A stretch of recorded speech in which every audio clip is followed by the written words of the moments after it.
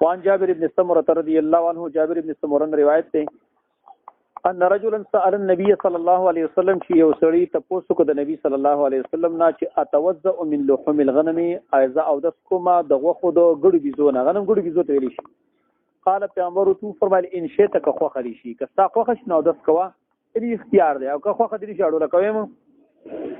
قال بيقول اتوزع من لحوم الابل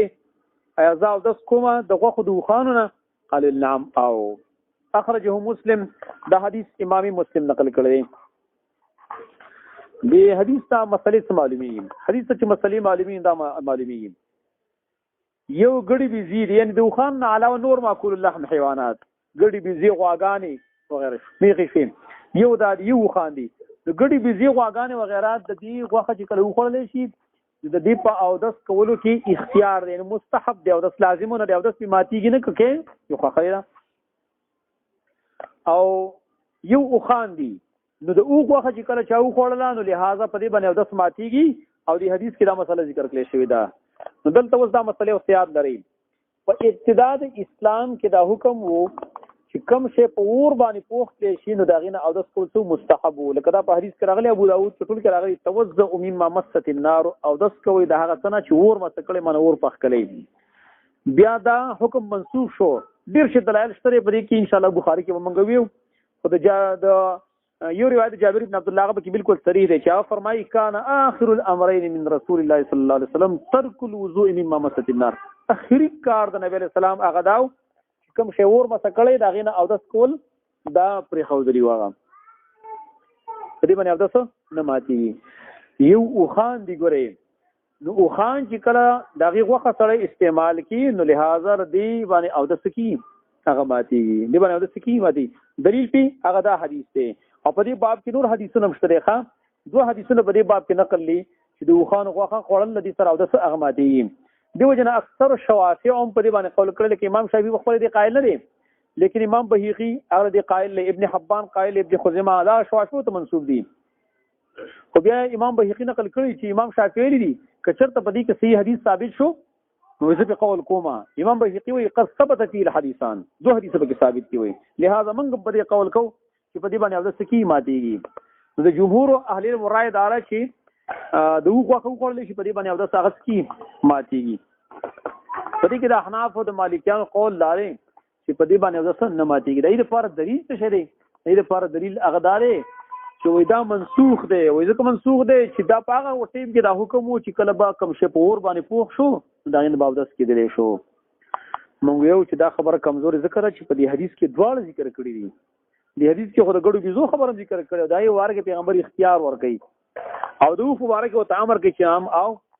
بل یو حدیث کې سری دي توزعوا من لحوم الابل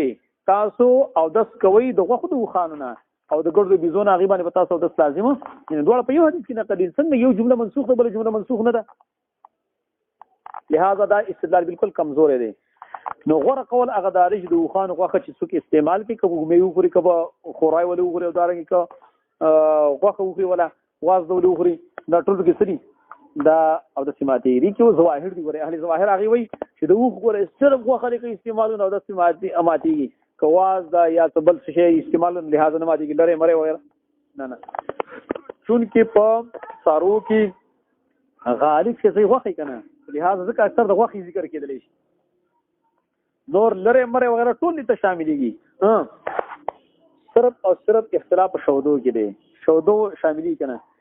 ظاهر د حدیث چې منګور شودو تر حکم نه شاملېږي ځکه د لحم اطلاق په شودو باندې اوسه پورې شرطه نه دی شوی نه حقیقتا شوی دی نه مجازن شوی دی البته لري او چربي مری په دې باندې د غوښه اطلاق کیږي کنه مجازن لیکن په شودو باندې د دې اطلاق نه کی لہذا کله خوان شودو چې استعمال کړي پای باندې او دسه نه ماتيږي البته غوښه چې استعمال کړي په دې باندې او دسه کی ماتيږي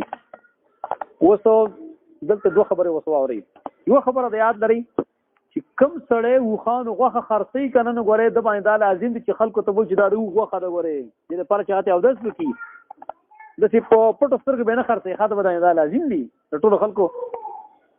او د سونو مات دي کنه دا یو کس پرې سعودي عرب کې څنګه ملګری هغه ویل هغه د شي کاوه چې وخان غوخه دا راوړل په خلکو به خرڅول ویل چې دا غوخه ده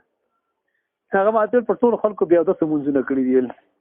په ټول خلکو د سره غټ ظالم ویل لہذا دا په لور لازمي چې دا په خلکو ته چې له وکړه خلا چې د څه به وکی اوس بل مسله هغه دا چې په دې کې علت څه شي دی د ګړو بيزو غواګانې وغیرہ د دې غوخه چې سګو خوري نو د سپنه ماتيږي دوه خان هغه او خان هغه ماتيږي دي کوجه سره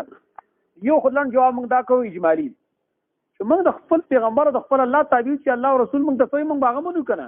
دې کې زما څه کار دی او دیم علت ول اصل کې علماء دا ذکر کړل دی واجب ول ذکر کړی زه خیر دې کته ډېر خپکه جو واجب وي واوره هغه دار چې په حدیث مسلم کې راغلي دی چې د وخان مبارک نبی صلی الله علیه وسلم یو لفظ استعمال کړی چې انها من الجن دا څنګه دي انها من الجن انها من الشیاطین دې ته شیطانان ویلي دې ته ویلي شیطانان ویلي اند دې په طبيعت کې شیطانت موجود دی چې په طبيعت کې شیطانت موجود دی نو چې دا غوخه سره استعمال کی نو لہذا د شیطان اثر چې کله ختميږي دا په او د ځواني ختميږي ځکه شیطان څنګه پیدا لري اور نه پیدا لري کنه چې اور نه پیدا لري او په خانو کې د شیطانت صفت موجود دی نو مناسب دار چې او د توکلې شي چې دا شیطانت صفت شي ختم شي دا ول اثر کې سره علت دی ان شاء الله مصطلح باندې تاسو پوښیږئ صحیح